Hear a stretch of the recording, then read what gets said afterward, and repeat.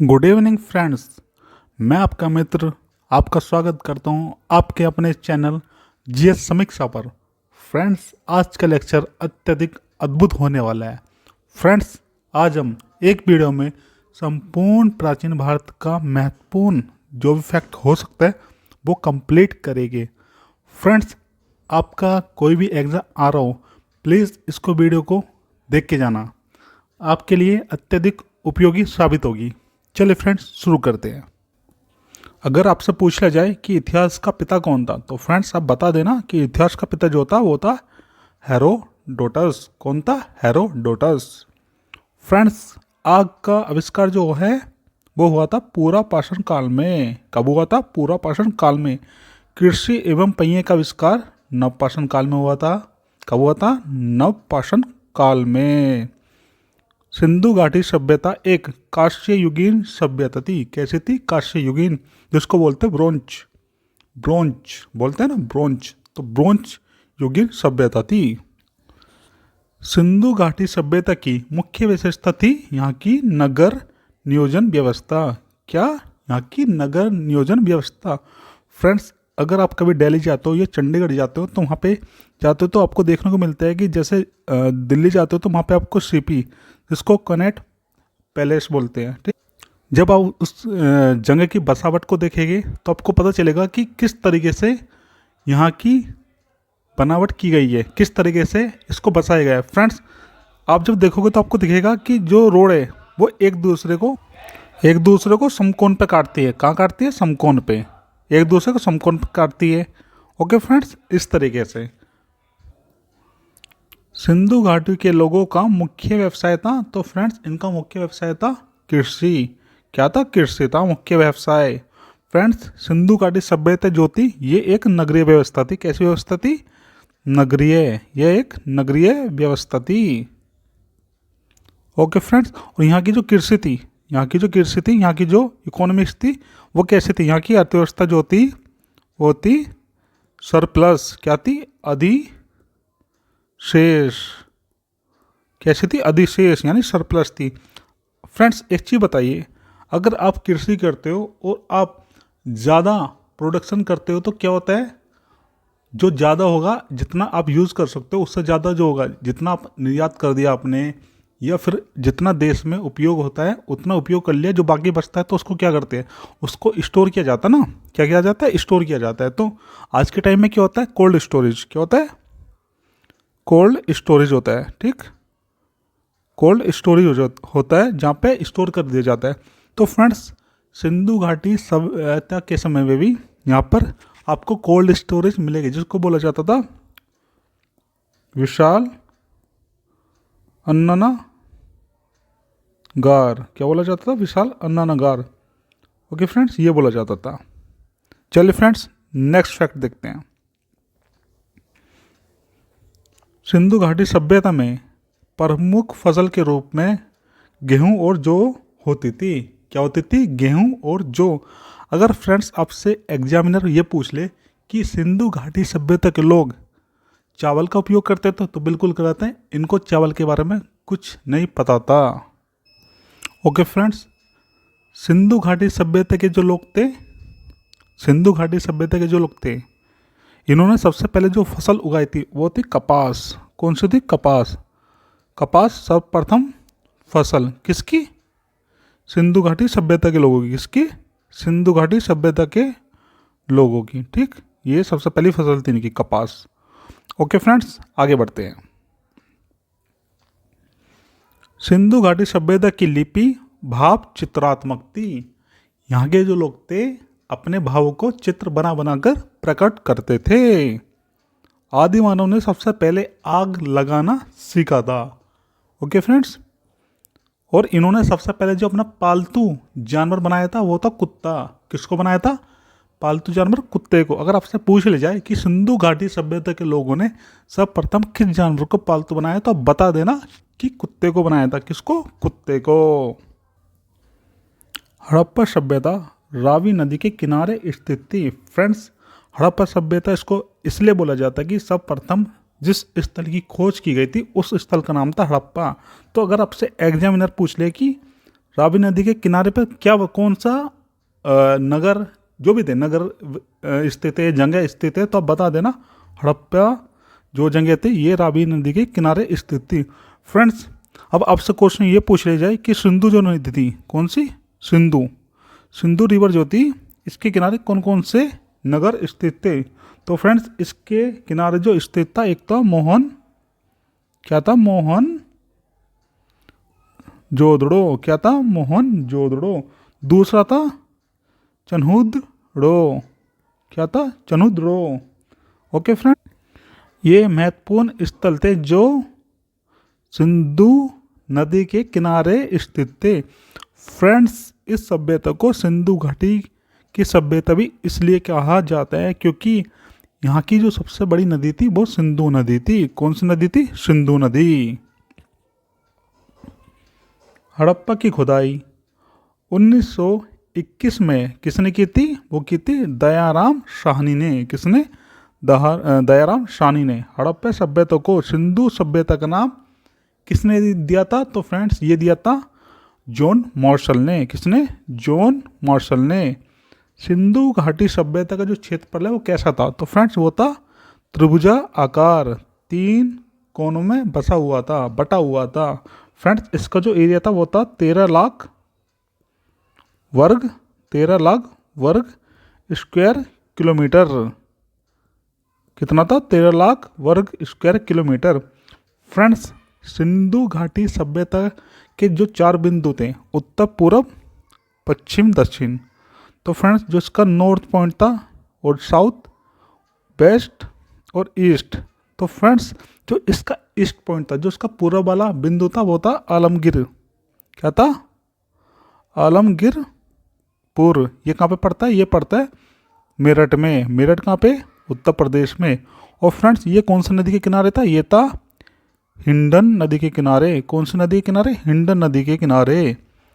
Friends, जो इसका north वाला पार्ट था, ये था मांडा। कहाँ पे? मांडा। ये पड़ता है कश्मीर में। कहाँ पे? जम्मू एंड कश्मीर में। जम्मू एंड कश्मीर में। फ्रेंड्स, जो इसका साउथ पॉइंट था, ये पड़ता है दैमाबाद। कहाँ पे? दैमाबाद, जो है महाराष्ट्र में। कहाँ पे? महाराष्ट्र में। और फ्रेंड्स, जो इसका बेस्ट पार्ट है, यानी पश्चिम वाला भाग है, ये पड़ता है पाकिस्तान में। कहाँ पे? पाकिस्तान में। जिस जगह का नाम है, क्या नाम है इसका? उसका नाम है सुत कागेंडोर। ठीक, ये इसका नाम है इसके पश्चिम वाले पार्ट का। फ्रेंड्स, सिंधु घाटी सभ्यता से जो भी इम्पोर्टेंट पॉइंट लगेंगे मैं आपको बताता चलूँगा और साथ में फैक्ट पे कंप्लीट करते हुए चलेंगे। चलिए फ्रेंड्स, आगे बढ़ते हैं। लोथल सिंधु सभ्यता का प्रमुख बंदरगाह था। क्या था? प्रमुख पोर्ट था। मोहनजोदाड़ो सिंधु नदी के तट पर स्थित था। किस नदी के तट पर स्थित था? सिंधु नदी के तट पर। इसकी खोज किसने की थी? तो इसकी खोज की थी रखालदास बनर्जी ने। किसने की थी? रखालदास बनर्जी ने। कब की थी? 1922 में। फ्रेंड्स, ये जो शब्द है मोहनजोदाड़ो, इसका अर्थ होता है मृतकों का टीला। क्या होता है अर्थ? मृतकों का टीला। क्योंकि फ्रेंड्स, जब सब प्रथम इस क्षेत्र का एक्सप्लोजर किया गया था तो यहाँ पर बहुत सारे कंकाल मिले थे, इसलिए इसको मृतकों का टीला कहा जाता है। मोहनजोदाड़ो से प्राप्त प्रमुख स्मारक जो होते हैं फ्रेंड्स, यहाँ पे बृहत स्नानागार मिला है और बड़ी अन्नानागार मिला है। अन्नानागार जो कोल्ड स्टोरेज होते हैं वो, और बृहद स्नानागार मीन्स यहाँ पर आपको मिले हैं ग्रेट बाथ, यानी यहाँ पे लोग जो है सामूहिक रूप से स्नान करते थे। आप ऐसा मान सकते हो कि आज के समय के जैसे स्विमिंग पूल होते हैं, बीच होते हैं, उस तरीके से। ओके फ्रेंड्स, ये था। कालीबंगा का शाब्दिक अर्थ होता है काले रंग की चूड़ियाँ। क्या होता है? काले रंग की चूड़ियाँ। सिंधु घाटी के लोगों ने मातृ देवी की पूजा की थी। कैसी पूजा की थी? मातृ देवी की। फ्रेंड्स, सिंधु घाटी सभ्यता की जो समाज व्यवस्था थी वो कैसी थी? समाज व्यवस्था कैसी थी आगे? वो थी सत्तात्मक, कैसी? मात्र सत्तात्मक है। यहाँ पर पुरुष सत्तात्मक व्यवस्था आपको समाज की देखने को नहीं मिलती है। इसलिए फ्रेंड्स यहाँ पर मातृ देवी, प्रकृति आदि की पूजा की जाती थी। किसकी? मातृ देवी की, प्रकृति की, ऐसी पूजा की जाती थी। फ्रेंड्स यहाँ पर एक मूर्ति मिली है जिसमें एक फीमेल है जिसके पेट से क्या निकल रहा है? उसके पेट से निकल रहा है वृक्ष, जिसको बोलते हैं प्रकृति की देवी। उसको ही प्रकृति की देवी बोला गया है। सिंधु घाटी के लोगों का सबसे पवित्र जो वृक्ष था, तो फ्रेंड्स ये था पीपल। कौन सा वृक्ष था? पीपल। हड़प्पा के लोगों का सबसे प्रिय पशु जो था वो था कुबर वाला सांड। कौन था? कुबर वाला सांड। फ्रेंड्स ये जो कुबर वाला सांड था, ये आज के समय में आप देखते हो तो आपको दिखते हैं नंदी बैल। कौन दिखते हैं? नंदी बैल।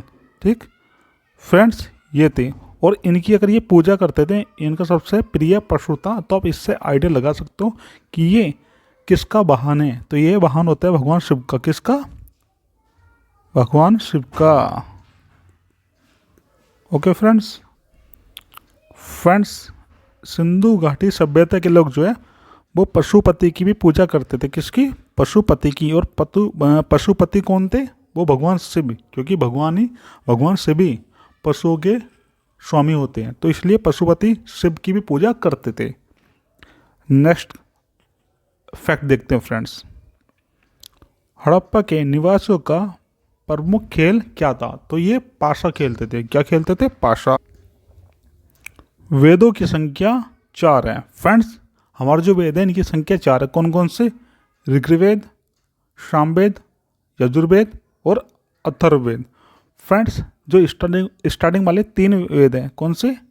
ऋग्वेद, सामवेद और यजुर्वेद। इसको बोलते हैं तीनों को संयुक्त रूप से त्रयी। क्या बोलते हैं? त्रयी। इन संयुक्त रूप से, क्योंकि सब प्रथम ये 3 वेद ही बने थे। जो अथर्ववेद है ये बाद में बना है। फ्रेंड्स जो ऋग्वेदिक काल है, जो ऋग्वेदिक समय है, कौन सा समय? ऋग्वेदिक काल, ये माना जाता है 1500 से 1000 ईसा पूर्व। क्या माना जाता है? 1500 से 1000 ईसा पूर्व। फ्रेंड्स जो सिंधु घाटी सभ्यता थी, इसका जो समय काल था क्या था? समय काल जो था ये माना जाता है 2350 ईसा पूर्व से 1750 ईसा पूर्व, ये माना जाता है। तो फ्रेंड्स यहाँ पर जो 1750 और 1550 ईसा पूर्व, यानी यहाँ के लगभग 250 साल, जो हमारे पास 250 वर्ष है, इसका हमारे पास कोई भी साक्ष्य नहीं है कि इस 250 साल में क्या हुआ था। इन 250 साल में क्या होता है, इसके हमारे पास कोई साक्ष्य नहीं है। ओके फ्रेंड्स, अगर आपसे पूछे कि ऋग्वेदिक काल कौन सा है, तो ये होता है 1500 से 1000 ईसा पूर्व। अगर फ्रेंड्स आपसे ये पूछ ले कि उत्तर वैदिक काल, तो फ्रेंड्स ये होता है 1000 ईसा पूर्व से 600 ईसा पूर्व। क्योंकि फ्रेंड्स ये जो ऋग्वेदिक काल है जिसको बोला जा रहा है, ये 1500 से 1000 ईसा पूर्व इसलिए क्योंकि इस समय ही ऋग्वेदिक जो हमारा वेद था इसकी संकल्पना हुई थी, इसलिए ऐसा बोला जाता है। ओके फ्रेंड्स, आई होप आपको सारे पॉइंट क्लियर हो रहे होंगे। आगे बढ़ते हैं। सबसे प्राचीन वेद कौन सा है? तो फ्रेंड्स सबसे पुराना जो वेद है वो ऋग्वेद है, और सबसे नया वेद जो है वो है अथर्ववेद। सबसे पुराना ऋग्वेद और सबसे नया है हमारा अथर्ववेद। ये है सबसे नया, अथर्ववेद जो है ये सबसे नया वेद है। ओके फ्रेंड्स, ऋग्वेद जो है इसमें 10 मंडल है। कितने मंडल? 10, और जिसमें 1028 सूक्तियाँ है और 10,580 मंत्र हैं। कितने मंत्र हैं? 10,580। फ्रेंड्स, ऋग्वेदिक में जो है क्या करते हैं, इसमें पूजा अर्चना की बात की गई है। क्या बात की है? पूजा अर्चना की बात करी गई है, जिसको बोलते हैं संतुति करना, स्तुति करना। क्या बोलते हैं? स्तुति करना। ठीक, इसमें बताया गया ये होती है आपको पद में, ये आपकी पद रूप में होती है, पद रूप में होती है। ओके फ्रेंड्स, ये पूरा श्लोक के रूप में आपको देखने को मिलेगी। ओके फ्रेंड्स, ऋग्वेद की जो ओरिजिनल कॉपी है वो आज के पाकिस्तान में है। ठीक, कहाँ पे? आज के पाकिस्तान में। हमारे भारत में इसकी ओरिजिनल कॉपी नहीं है। गायत्री मंत्र ऋग्वेदिक के तीसरे मंडल से लिया गया है।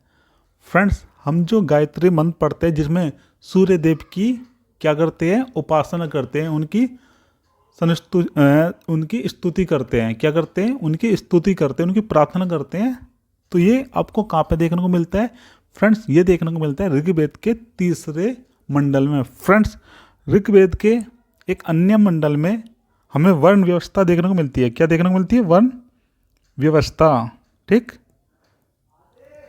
परंतु ये वर्ण व्यवस्था जो थी एक काम के आधार पर थी, जन्म जाति के आधार पर नहीं थी, जिसमें 4 वर्ण बताए गए थे। कितने? 4। पहला ब्राह्मण, ठीक, दूसरा क्षत्रिय, और तीसरा वैश्य, और चौथा शूद्र।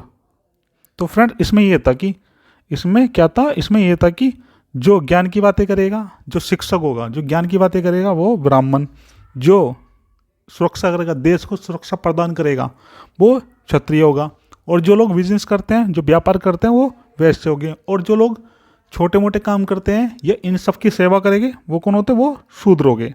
तो इस तरीके से वन व्यवस्था हमें सर्वप्रथम देखने को मिलती है, जो जाति के आधार पर ना होकर काम के आधार पर थी। ऋग्वेद में सबसे पवित्र नदी जो है हमें सरस्वती नदी देखने को मिलती है। कौन सी नदी देखने को मिलती है? सरस्वती।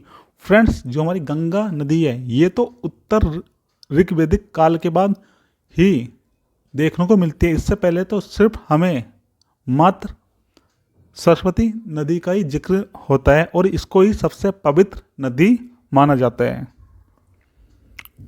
फ्रेंड्स, ऋग्वेद में सबसे ज़्यादा पूजनीय जो देवता थे वो थे इंद्र। कौन थे? इंद्र। क्योंकि इंद्र जो होते थे वही बिजली के देवता हैं, वही बादल के देवता हैं। ठीक, और इस समय के जो लोग थे वो अत्यधिक प्रैक्टिकली मीन्स व्यावहारिक जो चीज़ें होती थी उस पर विश्वास करते थे। जैसे मैंने आपको पहले बताया था कि ये प्रकृति की पूजा करते थे, मातृ देवी की पूजा करते थे, क्योंकि प्रकृति जो है हमें क्या देती है? भोजन देती है। ठीक, उससे फसल उगाते थे, इसलिए ये किसकी और पूजा करते? इंद्र की करते थे। क्योंकि इंद्र क्या करता था? इंद्र है बादल और बिजली का देवता। तो बिजली का देवता है, बादल का देवता। तो क्या होगा? जब बारिश होती है तो पानी आता है, इससे क्या होता है? फसल अच्छी होती है। तो दिख रहा है ना कि ये प्रैक्टिकली पे विश्वास करते थे। ओके फ्रेंड्स, सबसे पुरानी भारतीय दवा जो है वह कौन सी? आयुर्वेद। कौन सी? आयुर्वेद, जिसका उदय हुआ है अथर्ववेद से। कहाँ से? अथर्ववेद से उदय हुआ है। फ्रेंड्स, हमारा जो द्वितीय वेद है जो है सामवेद। कौन सा? सामवेद, जिसमें संगीत की बात की गई है। किसकी बात की गई है? संगीत। इसमें भगवान की जो पूजा करते थे, उनकी जो उपासना करते थे वो गाने गा के करते थे, गाने गाते थे। ठीक, क्या करते थे? गाने गाते थे। फ्रेंड्स, सामदेव का प्रथम लेखक जो था वो था जैमिनी। कौन था? जैमिनी। सबसे प्राचीन एवं प्रमाणित पुराण जो था वो था मत्स्य पुराण। कौन सा फ्रेंड्स? मत्स्य पुराण, जिसमें सातवाहन वंश की जानकारी मिलती है। अगर फ्रेंड्स आपसे ये पूछ ले जाए कि सबसे पुराना पुराण कौन सा था तो आप बताओगे मत्स्य पुराण, और ये पूछे कि उसमें किसका जिक्र मिलता है तो उसका जिक्र मिलता है सामवेद तथा आयुर्वेद में मंत्रों की संख्या क्रम से कितनी है? 1539 है और 1990 है। कितनी है सामवेद में? सामवेद में 1549 और आयुर्वेद में है 1990। उपनिषदों की संख्या कितनी है फ्रेंड्स? तो ये 108। उपनिषदों की संख्या कितनी है? 108। और आपसे पूछे पुराणों की संख्या किसकी? पुराण की संख्या कितनी है? तो फ्रेंड्स ये 18। कितनी है? 18। फ्रेंड्स उपनिषद का अर्थ होता है समीप बैठना। क्या होता है? समीप बैठना। प्राचीन समय में क्या होता था, जो गुरु होते थे वो शिक्षक को अपने पास बैठा कर ज्ञान देते थे, वो लिखित रूप से ज्ञान नहीं देते थे। तो इस तरीके से क्या होता था, उनके जो शिष्य होते थे उनको वो ज्ञान देते थे, और उस ज्ञान से जब वो कुछ लिखते थे तो उसको उपनिषद बना दिया जाता था। इस तरीके से ज्ञान का प्रवाह होता था प्राचीन समय में। ओके फ्रेंड्स, भारत का प्रसिद्ध वाक्य है सत्यमेव जयते कौन से उपनिषद में दिखाया गया है? तो फ्रेंड्स ये दिखाया गया मुंडक उपनिषद में। किसमें? मुंडक उपनिषद में। 1000 से 600 ईसा पूर्व तक के समय को उत्तर वैदिक काल माना जाता है। क्या माना जाता है? उत्तर वैदिक काल माना जाता है। ओके फ्रेंड्स, उत्तर वैदिक काल के प्रमुख देवता जो थे वो थे प्रजापति। कौन थे? प्रजापति। प्रजापति की 2 संतान बताई गई है। कौन सी? सवा और समिति। क्या बताई गई है? सवा और समिति। महाभारत के रचयिता वेदव्यास जी है। कौन है? वेदव्यास जी। फ्रेंड्स जो महाभारत है इसको जय संहिता के नाम से भी जाना जाता है। किस नाम से जाना जाता है?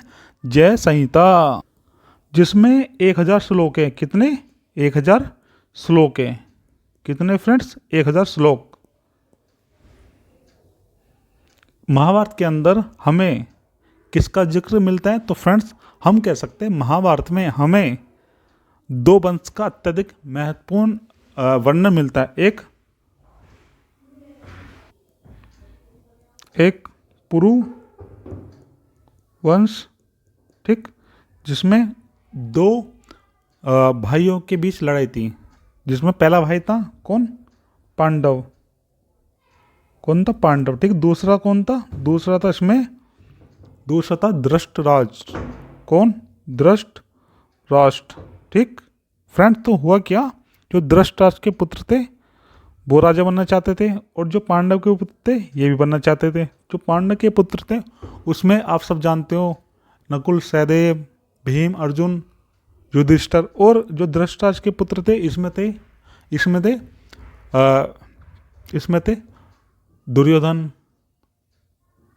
आदि। ओके फ्रेंड्स,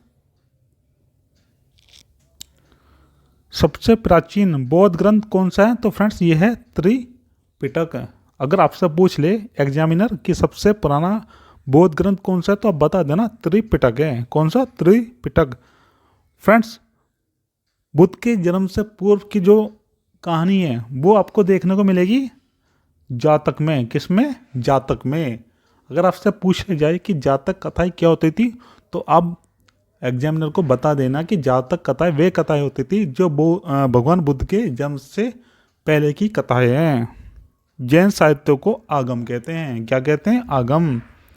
अंगुत्तर निकाय में 16 महाजनपद का वर्णन मिलता है। कितने? 16 महाजनपद का, जिसमें सबसे ज़्यादा शक्तिशाली जो महाजनपद था वो था मगध। कौन सा? मगध। फ्रेंड्स 16 जनपद में से कुछ जनपद इस प्रकार थे: मगध, पांचाल, विराट, अंग आदि। नेक्स्ट देखते हैं फ्रेंड्स, जैन धर्म के संस्थापक, प्रवर्तक एवं प्रथम तीर्थक जो थे वो थे ऋषभ देव। कौन थे? ऋषभ देव। इसके जो अंतिम जो 24वें तीर्थंकर थे तो फ्रेंड्स ये थे महावीर स्वामी। कौन थे? महावीर स्वामी। और 23वें जो थे, कौन से? 23वें तो ये थे पार्श्वनाथ। कौन? पार्श्वनाथ थे। ओके फ्रेंड्स, महावीर का जन्म 540 ईसा पूर्व वैशाली के कुंडल ग्राम में हुआ था। कहाँ पे हुआ था? वैशाली के कुंडल ग्राम में। जैन धर्म का वास्तविक संस्थापक जो है फ्रेंड्स, ये माना जाता है महावीर स्वामी को, क्योंकि महावीर स्वामी के द्वारा ही जैन धर्म को एक अलग उपलब्धि मिली थी। तो इसलिए जैन धर्म का वास्तविक संस्थापक जो माना जाता है, ये माना जाता है महावीर को। महावीर के पिता का नाम सिद्धार्थ था, माता का नाम था त्रिशला श्रवण बेलगोला। क्या था? त्रिशला श्रवण बेलगोला। तथा पत्नी का नाम था यशोदा। क्या था? यशोदा। ओके फ्रेंड्स, इनके बचपन का नाम था वर्धमान। क्या नाम था? बचपन का वर्धमान। महावीर को ज्ञान की प्राप्ति जो है वो हुई थी ऋजुपालिका नदी के किनारे पर। कहाँ पर? ऋजुपालिका नदी के किनारे पर और साल वृक्ष के नीचे। कौन से वृक्ष के नीचे? साल वृक्ष के नीचे। जैन धर्म का प्राथमिक इतिहास कल्पसूत्र से ज्ञात होता है। अगर आपको जैन धर्म का प्राथमिक इतिहास जानना तो ये आप जानोगे कल्पसूत्र से। ऋषभ देव का प्रतीक चिन्ह सांड है। महावीर की पुत्री तथा दामाद का नाम, जो महावीर जी की पुत्री थी, इनका नाम था प्रियदर्शनी। क्या नाम था? प्रियदर्शनी। और जो उनके दामाद थे उनका नाम था जमाली। क्या नाम था? जमाली। महावीर का प्रथम अनुयायी जो था इनके दामाद जी थे, जो थे जमाली। महावीर स्वामी जी के जो दामाद थे जमाली, वही इनके प्रथम अनुयायी थे। और इनकी प्रथम शिष्या कौन थी? ये थी पद्मावती। फ्रेंड्स, ये पद्मावती वो नहीं है रतन सिंह की पत्नी। किसकी? रतन सिंह की पत्नी। कभी आप रतन सिंह की पत्नी सोचो, जो पद्मावत मूवी में थी, ठीक, वो नहीं है ये, कभी सोचो। ओके, चलिए फ्रेंड्स आगे बढ़ते हैं। जैन धर्म के दो संप्रदाय थे, एक थे श्वेतांबर और एक थे दिगंबर। फ्रेंड्स, जो श्वेतांबर थे ये थे स्थूल भद्र के अनुयायी। किसके? स्थूल भद्र के अनुयायी। और जो ये थे दिगंबर, ये थे भद्र भाव के अनुयायी। किसके? भद्र भाव के अनुयायी। ओके फ्रेंड्स, हुआ क्या, जब दक्षिण में अकाल पड़ा था तो भद्र भाव जो थे ये दक्षिण चले गए थे। और 12 वर्ष बाद जब ये 12 वर्ष बाद लौटे तो उन्होंने क्या देखा कि हमारे धर्म के लोग सफ़ेद वस्त्र पहनकर खड़े हैं। तो इन्होंने पूछा स्थूलभद्र ये क्या है? तो उन्होंने कहा कुछ नहीं, हमने वस्त्र पहनना उचित समझा तो हमने पहन लिया। लेकिन फ्रेंड, जो भद्रभाव के अनुयायी थे उन्होंने वस्त्र धारण नहीं करे, वो नग्न अवस्था में रहे, जिनको बोल दिया गया दिगंबर। क्या बोला गया? दिगंबर। वो दिगंबर कहलाए। और जिन्होंने वस्त्र धारण कर लिए वो कहलाए श्वेतांबर। ओके फ्रेंड्स,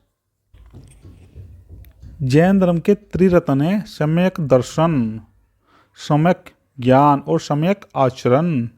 जैन धर्म का प्रतीक जो है वो है सिंह, शेर। जो शेर है वो किसका प्रतीक चिन्ह है? वो है जैन धर्म का। महावीर स्वामी की जो मृत्यु है 72 वर्ष की अवस्था में हो गई थी। कहाँ पे हुई थी? ये हुई थी पावापुरी में। कहाँ पे?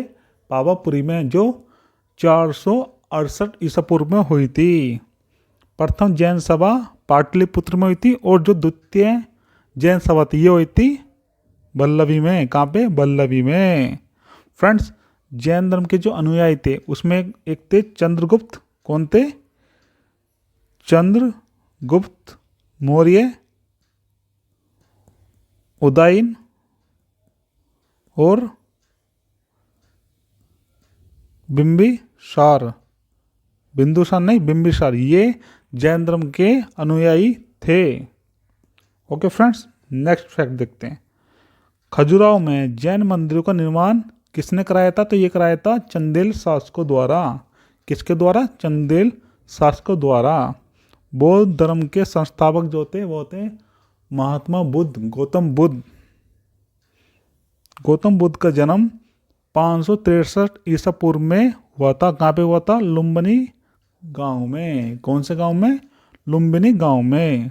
बौद्ध के पिता का नाम जो था वो था शुद्धोधन और माता का महामाया। क्या नाम था? महामाया। जो भगवान बुद्ध के जन्म के 7वें दिन ही मर गई थी। फिर इनकी जो मौसी थी गोमती, उन्होंने पाला था, इसलिए इनका नाम महात्मा बुद्ध की जगह गौतम बुद्ध भी कहा जाता है। जो बुद्ध लगा है वो इनकी मौसी की वजह से लगा है। ओके फ्रेंड्स, इनकी पत्नी का नाम था यशोधरा और इनका पुत्र जो था उसका नाम था राहुल। क्या नाम था इनके पुत्र का? राहुल। बुद्ध का लालन पालन इनकी मौसी प्रजापति गोमती ने किया था। प्रजापति गौतमी ने किया था। ओके फ्रेंड्स, बुद्ध के बचपन का नाम जो था सिद्धार्थ था। क्या था बचपन का नाम? सिद्धार्थ। फ्रेंड्स, जब भगवान बुद्ध ने गृह को त्याग दिया था तो इस घटना को बोला जाता है महाविनिष्क्रमण। क्या बोला जाता है? महाविनिष्क्रमण। ठीक, जब ये घर छोड़ के चले गए थे और इनको 7 साल के कठोर तप के बाद ज्ञान की प्राप्ति हुई थी। तो इनको ज्ञान की प्राप्ति कहाँ पर हुई थी? तो इनको हुई थी ज्ञान की प्राप्ति निरंजना नदी के तट पर पीपल वृक्ष के नीचे। किसके नीचे? पीपल वृक्ष के नीचे। और नदी कौन थी? निरंजना। निरंजना नदी के। ओके फ्रेंड्स, महावीर स्वामी जी को जो ज्ञान की प्राप्ति हुई थी वो कहाँ हुई थी? वो हुई थी साल के वृक्ष के नीचे। ठीक, और बुद्ध जी को जो हुई थी ये हुई थी पीपल के वृक्ष के नीचे। ठीक, याद रखना, ये पॉइंट इंपॉर्टेंट है। ओके फ्रेंड्स, ज्ञान प्राप्त की घटना को क्या कहा जाता है? तो उसको बोला जाता है निर्वाण। ओके फ्रेंड्स, जब भगवान बुद्ध को ज्ञान की प्राप्ति हुई तो उसको बोला जाता है निर्वाण। और जब इनकी मृत्यु हुई तो उसको बोला जाता है महापरिनिर्वाण। क्या बोला जाता है? महापरिनिर्वाण। बुद्ध ने प्रथम उपदेश कहाँ दिया था? तो इन्होंने प्रथम उपदेश जो दिया था वो दिया था सारनाथ में। कहाँ पे? सारनाथ में प्रथम उपदेश दिया था। बुद्ध द्वारा किया गया प्रथम उपदेश क्या कहलाया? वो कहलाया धर्म चक्र परिवर्तन। क्या कहलाया? धर्म चक्र परिवर्तन। जब इन्होंने बुद्ध के जन्म का प्रतीक जो है वो कमल का फूल है और ज्ञान का प्रतीक पीपल वृक्ष। कौन सा वृक्ष? पीपल। गौतम बुद्ध के प्रथम गुरु जो थे वो थे अलार कलाम। कौन थे? अलार कलाम। बौद्ध धर्म के त्रिरत्न में आते हैं बुद्ध, धर्म और संघ। कौन कौन आता है त्रिधर्म रत्न में? बुद्ध, धर्म और संघ। बौद्ध की मृत्यु कहाँ पे हुई थी? तो इनकी मृत्यु हुई थी कुशीनगर में। कहाँ पे हुई थी? कुशीनगर में। भगवान बुद्ध की जो मृत्यु हुई थी कुशीनगर में। बुद्ध की मृत्यु की घटना को क्या कहा जाता है? तो फ्रेंड्स, जैसा आपको बताया था, इसको बोला जाता है महापरिनिर्वाण। क्या बोला जाता है? महापरिनिर्वाण। पाटलिपुत्र नगर की स्थापना किसने की थी? तो फ्रेंड्स, ये की थी उदयन ने। किसने की थी? उदयन ने। आस्तिक मार्ग का संबंध बौद्ध धर्म से। किससे? बौद्ध धर्म से। प्रथम बौद्ध संगीति जो है ये हुई थी 483 ईसा पूर्व में राजगृह में। और किसके काल में हुई थी? तो ये हुई थी अजात शत्रु के काल में। किसके? अजात शत्रु के काल में। जो किस वंश से संबंधित थे? ये थे हर्यक वंश से। हर्यक वंश से संबंधित थे।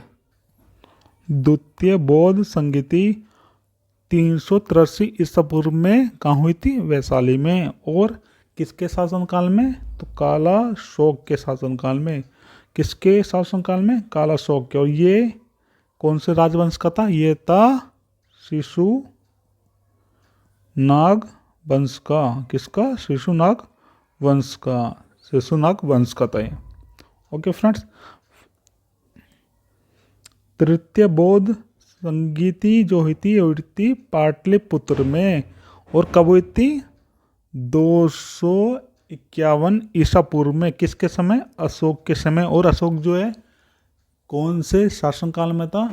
कौन सी साम्राज्य का था? तो फ्रेंड्स, ये थे मौर्य वंश के। कौन से वंश के? मौर्य वंश के। चतुर्थ बौद्ध संगीति जो थी ये हुई थी प्रथम शताब्दी में। किस जगह? कश्मीर में। किसने कराई थी? कनिष्क ने। किसने? कनिष्क। कनिष्क जो थे एक शक शासक था। कैसा था? शक शासक। ओके फ्रेंड्स, बिंबिसार हर्यक वंश का प्रथम शक्तिशाली राजा था। कैसा राजा था? प्रथम शक्तिशाली। फ्रेंड्स, आपको मगध के बारे में थोड़ा समझाता हूँ। फ्रेंड्स, जब मगध का उत्कर्ष हुआ, क्या हुआ? मगध का उत्कर्ष हुआ, तो इसमें जो राजवंश आए उसका आपको एक कालक्रम समझाता हूँ। ठीक, सर्वप्रथम इसमें आए कौन? हर्यक वंश। कौन? हर्यक वंश। ठीक, जिसके संस्थापक था कौन? जिसके संस्थापक थे बिंबिसार। कौन थे? बिंबिसार। फिर सेकंड नंबर पे कौन आया? सेकंड नंबर पे आया हमारा शिशुनाग वंश। कौन आया? शिशुनाग वंश। ठीक, जिसके संस्थापक थे शिशुनाग। कौन थे? शिशुनाग। फिर इसके बाद आया फ्रेंड्स नंद वंश। कौन आया? नंद वंश। ठीक, जिसके संस्थापक थे महापद्म नंद। कौन? महापद्म नंद। फिर फ्रेंड्स इसके बाद जो आया, जो सबसे महत्वपूर्ण मगध के इतिहास में माना जाता है, मौर्य वंश। कौन सा? मौर्य वंश, जिसके संस्थापक थे चंद्रगुप्त मौर्य। ओके फ्रेंड्स, ये इंपॉर्टेंट था इसलिए मैंने आपको समझा दिया। ओके, हर्यक वंश को बोला जाता है पितृहंता वंश, क्योंकि यहाँ पर जितने भी शासक थे सबने अपने पिता की मृत्यु करी थी। बिंबिसार को मारा उसके पुत्र किसने? उदयन ने। और उदयन को किसने मारा? इसके पुत्र अजातशत्रु ने। इस तरीके से फ्रेंड उदयन जो था उसने ही पाटलिपुत्र नगर की स्थापना कराई थी। किसने कराई थी? उदयन ने। ये किस वंश का था? ये था हर्यक वंश का। ओके फ्रेंड्स, और जो नंद वंश का एक शासक था जिसका नाम था क्या? जिसका नाम था घनानंद। उसके समय में ही जो यूरोप का एक प्रसिद्ध शासक था जिसको वो माना जाता है कि वो महान था, और जिसका नाम था महान सिकंदर। माफ कीजिएगा, सिकंदर महान। जिसको सिकंदर महान माना जाता है, वो जब झेलम नदी के किनारे आया था तो उस समय भारत का शासक कौन था? तो भारत का उस समय शासक जो था वो था कौन? वो था घनानंद। ठीक, घनानंद उस समय भारत का शासक था। ये कौन से वंश का था? ये था नंद वंश का। ओके फ्रेंड्स, शिशुनाग वंश का संस्थापक था शिशुनाग।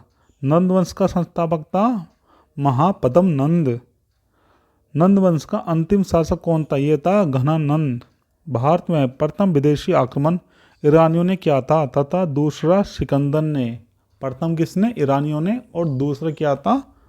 सिकंदर ने। मगध की प्रारंभिक राजधानी जो थी ये थी गिरिब्रज, जिसको राजगिरा भी कहा जाता है। क्या कहा जाता है? राजगिरा। सिकंदर और पोरस के बीच जो युद्ध हुआ था उसको बोला जाता है बिस्तारा का युद्ध, झेलम का युद्ध, या फिर इसको बोलते हैं हाइडेस्पी का युद्ध। क्या बोला जाता है? हाइडेस्पी का युद्ध। क्या बोला जाता है? हाइडेस्पी का युद्ध, जिसमें सिकंदर ने पोरस को हरा दिया था। किसको हरा दिया था? पोरस को। और किस वजह से? क्योंकि एक विश्वासघाती ने विश्वास किया था जिसका नाम था आम्भी। क्या नाम था? आम्भी। ठीक, ये जाके सिकंदर से मिल गया था। इस वजह से फ्रेंड्स जब सिकंदर युद्ध में जीत गया था पोरस से, तो पोरस को उसने अपना मित्र बना लिया था और साम्राज्य को वापस देके चला गया था। ठीक, ये कहानी थी इस चीज़ की। रास्ते में जाते जाते सिकंदर की मृत्यु हो गई। कहाँ पर? बेबीलोन में। कहाँ पे मृत्यु हो गई? बेबीलोन में सिकंदर की मृत्यु हो गई थी। राज तरंगिणी कल्हण द्वारा रचित पुस्तक है जो कश्मीर के इतिहास का वर्णन करती है। अगर आपसे पूछ लिया जाए कि कश्मीर के इतिहास का वर्णन कौन सी पुस्तक करती है, तो फ्रेंड्स आप बोल देना राज तरंगिणी करती है, जो कल्हण द्वारा लिखी गई थी। अष्टाई के लेखक कौन है? तो इसके लेखक है पाणिनि। कौन है? पाणिनि। अष्टाई के लेखक कौन है? पाणिनि। इस्लाम धर्म के संस्थापक कौन थे? तो फ्रेंड्स इसके संस्थापक थे हजरत मोहम्मद साहब। कौन? हजरत मोहम्मद साहब। हजरत मोहम्मद का जन्म मक्का में 570 ईस्वी को हुआ था। कब हुआ था? 570 ईस्वी को। सिकंदर का सेनापति जो था सेल्यूकस निकेटर, इसके गुरु कौन थे? अरस्तु। कौन थे? अरस्तु। फ्रेंड्स आपको ये समझाता हूँ थोड़ा। फ्रेंड्स प्लेटो थे, ठीक। प्लेटो किसके गुरु थे? ये थे अरस्तु के। किसके? अरस्तु के, ठीक। और अरस्तु किसका गुरु था? ये था सिकंदर का, ठीक। किसका? सिकंदर का। और प्लेटो के गुरु कौन थे? ये थे सुकरात। सुकरात, जिनको जहर का प्याला देके मार दिया गया था, ठीक।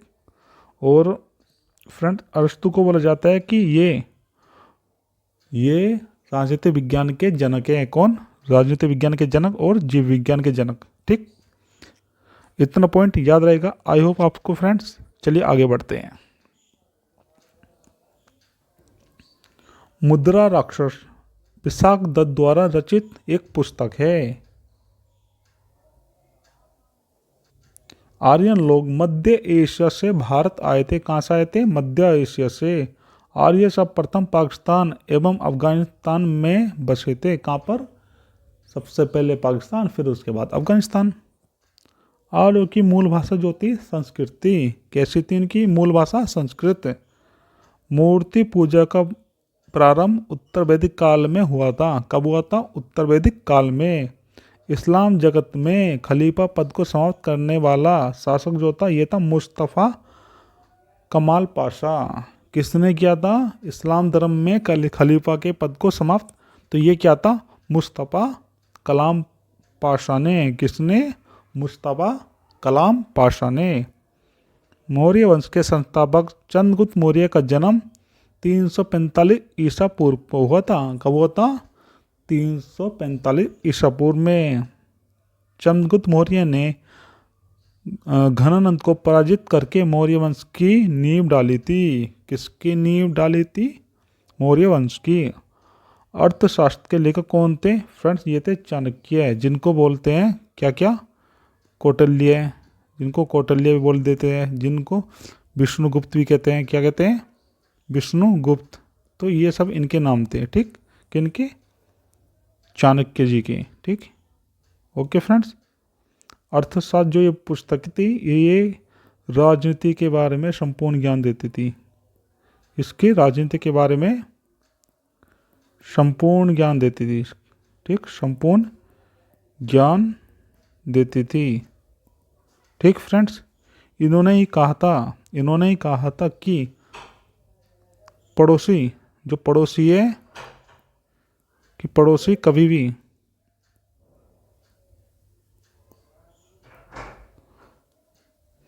दोस्त नहीं हो सकते। क्या नहीं हो सकते?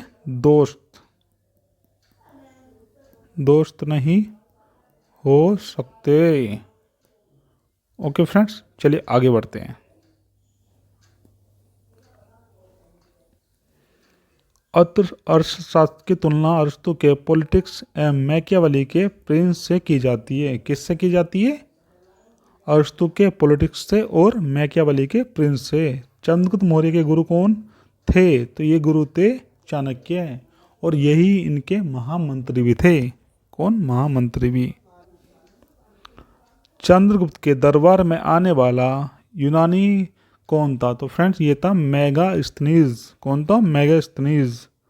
ओके फ्रेंड्स, चंद्रगुप्त की मृत्यु जो है सरवन वेलगोला में हुई थी। कहाँ पे? सरवन वेलगोला में। और इन्होंने क्या करा? इन्होंने भूखे प्यासे रहकर ही अपने प्राण त्याग देते, जिसको बोला जाता है जैन धर्म में संलेखना विधि।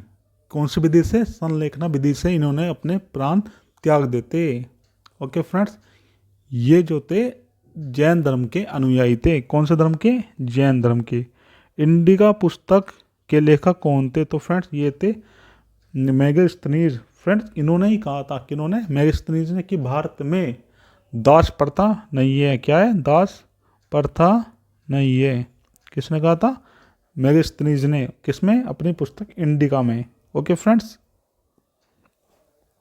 नेक्स्ट फैक्ट देखते हैं। भारत में शिलालेख का प्रचलन अशोक ने शुरू किया था। किसने किया था? अशोक ने। सांची का स्तूप अशोक ने बनवाया था, जो मध्य प्रदेश में स्थित है। कहाँ पे? मध्य प्रदेश में। श्रीनगर की स्थापना किसने की थी? तो फ्रेंड्स ये की थी अशोक द्वारा की गई थी। ठीक, किसके द्वारा? अशोक द्वारा। अशोक को प्रियदर्शी के नाम से भी जाना जाता है। किसके नाम से? प्रियदर्शी। ओके फ्रेंड्स, अशोक ने एक युद्ध लड़ा था जिसको बोलते हैं कलिंग का युद्ध। किसका? कलिंग का युद्ध। ये लड़ा था 661 ईसा पूर्व में, जिसमें अत्यधिक नरसंहार करा था अशोक द्वारा, जिससे अशोक का हृदय पिघल गया और उन्होंने बौद्ध धर्म को अपना लिया था। बौद्ध धर्म को अपना लिया था। उसके बाद इन्होंने अपना एक धर्म निकाला जिसको बोला जाता है अशोक का धम्म धर्म। ठीक, ओके फ्रेंड्स, ये अशोक का धम्म धर्म या धम्म नीति। अगर इसको हम धम्म नीति बोले तो ज़्यादा उचित रहेगा। ठीक, ओके, क्या बोला जाता है? धम्म नीति। ओके फ्रेंड्स, आगे चलते हैं। अशोक ने बौद्ध धर्म के प्रचार के लिए अपने पुत्र महेंद्र और पुत्री संघमित्रा को कहाँ भेजा? तो फ्रेंड्स अशोक ने अपने पुत्र और पुत्री को भेजा था श्रीलंका, जिसमें पुत्र का नाम था महेंद्र और पुत्री का नाम था संघमित्रा। क्या नाम था? संघमित्रा। अशोक के अभिलेख को सर्वप्रथम प्रिंसेप ने पढ़ा था। किसने पढ़ा था? प्रिंसेप ने। सब अशोक के अभिलेखों को सर्वप्रथम प्रिंसेप ने पढ़ा था। ओके फ्रेंड, अशोक के शिलालेखों की संख्या जो थी ये 14 थी। कितनी? 14। कलिंग युद्ध के बाद अशोक ने धम्म स्वीकार कर लिया था। फ्रेंड, जैसा मैंने आपको बताया बौद्ध धर्म का एक पार्ट था, ये स्वीकार कर लिया था और इन्होंने धम्म नीति को अपनाया था। इन्होंने पशु हत्या का भी प्रचलन बंद कर दिया था। जो पशु बलि होती थी उसको भी खत्म कर दिया था और सबसे कहा कि सौहार्दपूर्ण रहिएगा, कि इससे कोई लड़ाई ना करे, प्रेम पूर्वक रहे। मौर्य वंश का अंतिम शासक था बृहद्रथ। कौन था? बृहद्रथ। शुंग वंश का संस्थापक पुष्यमित्र शुंग था। कौन था? पुष्यमित्र शुंग। फ्रेंड्स, आपको 1 मिनट में मगध की टर्मिनोलॉजी समझाता हूँ कि मगध में कौन कौन सी डायनेस्टी आई और कैसे आई। तो फ्रेंड्स, ये है अपना मगध। कौन है? मगध। सब प्रथम कौन आया? हर्यक वंश। कौन? हर्यक वंश। ठीक, उसके बाद आया शिशुनाग, शिशुनाग वंश। ठीक, उसके बाद शिशुनाग वंश आया। फिर आया अपना नंद वंश। कौन सा? नंद वंश। फिर आया मौर्य वंश। कौन सा? मौर्य वंश। ठीक, इसके बाद आया शुंग वंश।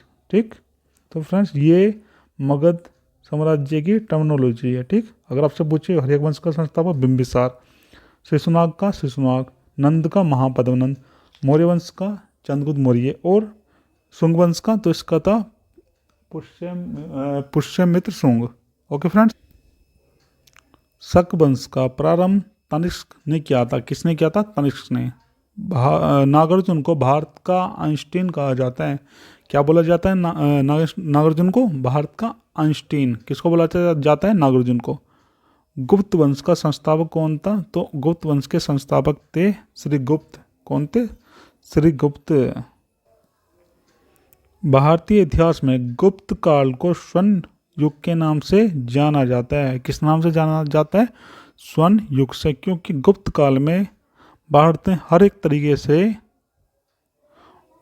विकास किया था, चाहे वो संस्कृति को, कैसा? चाहे वो सांस्कृतिक हो, ठीक, चाहे वो धार्मिक हो, चाहे वो आर्थिक हो, चाहे वो राजनीतिक हो। ओके फ्रेंड्स, चाहे वो राजनीतिक हो। ठीक, हिंदू धर्म का सबसे ज़्यादा प्रचार जो है वो कौन से वंश में हुआ? तो वो हुआ है गुप्त वंश में।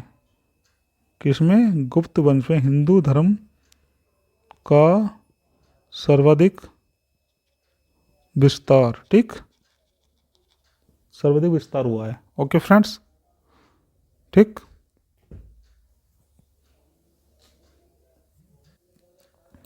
गुप्त वंश के जो वास्तविक संस्थापक हैं, कौन है? वास्तविक संस्थापक, ठीक। जो उसके वास्तविक संस्थापक है फ्रेंड्स, ये थे चंद्रगुप्त प्रथम, ठीक। जो उसके वास्तविक संस्थापक थे और इसके सबसे प्रतापी शासक, तो फ्रेंड्स ये थे चंद्रगुप्त द्वितीय। कौन? चंद्रगुप्त द्वितीय, जिसे बोला जाता है विक्रमादित्य। क्या? विक्रमादित्य, जिनको बोला जाता था विक्रमादित्य। ये इनके सबसे प्रतापी शासक थे। इनके काल में कौन कौन थे? कालिदास, वराहमिहिर, ठीक, आर्यभट्ट,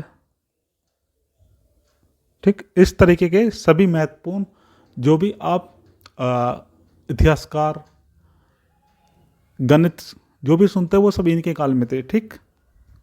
ओके फ्रेंड्स, चलिए आगे बढ़ते हैं।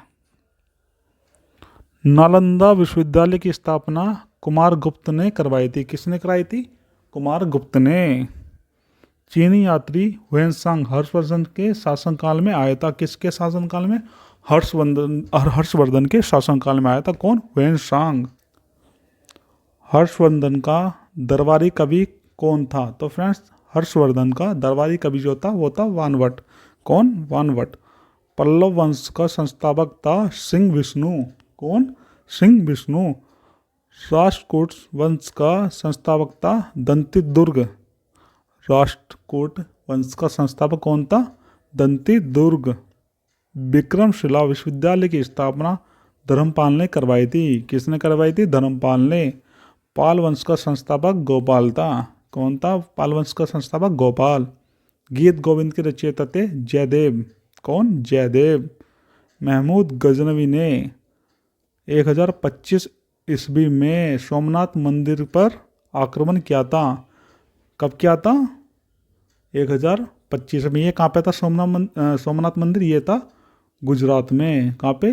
गुजरात में। ओके फ्रेंड्स, गुजरात में किया था। गढ़वाल वंश का संस्थापक था चंद्रदेव।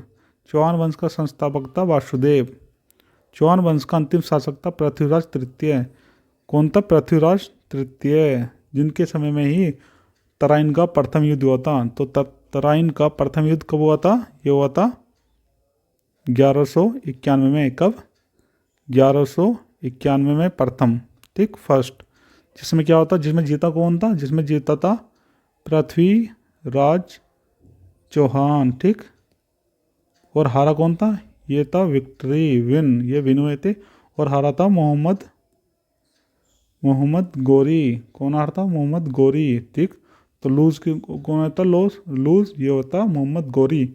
और जो सेकंड हुआ फिर क्या हुआ? इन्होंने इनको छोड़ दिया, ठीक। किसको छोड़ दिया? मोहम्मद गोरी को। सेकंड जो हुआ इसमें जीत गया फिर मोहम्मद गोरी। और ये पृथ्वीराज चौहान को अपने साथ कहाँ ले गया था? गोरी, ये अफगान ले गए थे अपने साथ, ठीक। इसमें गद्दारी किसने की थी? तो फ्रेंड्स, ये गद्दारी की थी जय सिंह ने। किसने? जय सिंह ने, जो इनके एक तरीके से ससुर थे, ठीक फ्रेंड्स, उन्होंने की थी। पृथ्वीराज चौहान एवं मोहम्मद गोरी के बीच तराइन का द्वितीय युद्ध 1992 में हुआ था, जिसमें गोरी जीत गया था। ओके फ्रेंड्स, पृथ्वीराज रासो के रचयिता चंद्रभाई दाई थे, जो पृथ्वीराज चौहान के राजकवि थे। कौन थे? पृथ्वीराज चौहान के ये कवि थे, राजकवि। ओके फ्रेंड्स, आगे देखते हैं। खजुराहो के मंदिर का निर्माण चंदेल राजाओं ने करवाया था। किसने कराया था? चंदेल राजाओं ने। मौर्य साम्राज्य में प्रचलित मुद्रा का नाम जो था पन था। क्या था? पन। जो मौर्य साम्राज्य में प्रचलित मुद्रा थी उन्हें कहा जाता था पन। ओके फ्रेंड्स, बिंबिसार के समय में मगध की राजधानी क्या थी? तो फ्रेंड्स, ये थी राजगृह। योग दर्शन तथा संत दर्शन के प्रवर्तक थे। तो योग दर्शन के जो प्रवर्तक थे ये थे पतंजलि, और संत दर्शन के जो थे ये थे कपिल मुनि। कौन थे? कपिल मुनि। न्याय दर्शन के जो प्रवर्तक थे ये थे गौतम। कौन? कंसा गौतम। और पूर्व मीमांसा दर्शन के थे, ये थे जैमिनी। पूर्व मीमांसा दर्शन के जैमिनी थे। Okay friends. नागार्जुन शून्यवाद के प्रतिपादक थे। किसके? शून्यवाद के। मदुरई स्थित मीनाक्षी मंदिर का निर्माण मथुरु नरेश तिरुमलाई नायक ने करवाया था। किसने करवाया था? तिरुमलाई नायक ने। किसका निर्माण कराया था? मीनाक्षी मंदिर का। माफ कीजिए, कोणार्क के सूर्य मंदिर का निर्माण किसने करवाया था? तो फ्रेंड्स ये करवाया था नरसिंहदेव प्रथम ने। किसने? नरसिंहदेव प्रथम ने। तंजौर में बृहदेश्वर मंदिर का निर्माण किसने कराया था? तो फ्रेंड्स ये कराया था राजराजा प्रथम ने। किसने? राजराजा प्रथम ने। Okay friends. माउंट आबू पर्वत पर स्थित दिलवाड़ा का प्रसिद्ध जैन मंदिर का निर्माण बी प्रथम ने के सामंत बीमल ने करवाया था। किसने कराया था? भीम प्रथम के सामंत बीमल ने। आचार्य विट्ठलनाथ ने अष्ट छाप की स्थापना की थी। आचार्य विट्ठलनाथ जो थे उन्होंने किसकी स्थापना की थी? अष्ट छाप की। वल्लभाचार्य ने पुष्टि मार्ग के दर्शन की स्थापना की थी। वल्लभाचार्य ने कौन से दर्शन की स्थापना की थी? पुष्टि मार्ग के। रामानुज विशिष्ट द्वैत सिद्धांत के प्रवर्तक थे। किसके? विशिष्ट द्वैतवाद के। और जो शंकराचार्य, कौन? शंकराचार्य। फ्रेंड्स ये जो प्रवर्तक थे ये थे अविशिष्ट द्वैतवाद के। किसके? अविशिष्ट द्वैतवाद के। Okay friends. अगर आपको मेरा लेक्चर अच्छा लगा हो तो प्लीज़ चैनल को सब्सक्राइब कीजिए और मुझे सपोर्ट कीजिए। मैं और ऐसी अच्छी वीडियो बनाता रहूँगा। प्लीज़ वीडियो को लाइक कीजिएगा। अगर आपको मुझसे कोई शिकायत है या कुछ भी पूछना हो तो प्लीज़ कमेंट कीजिएगा और मेरी वीडियो को शेयर कीजिए ज़्यादा से ज़्यादा। और वीडियो देखने के लिए थैंक यू सो मच।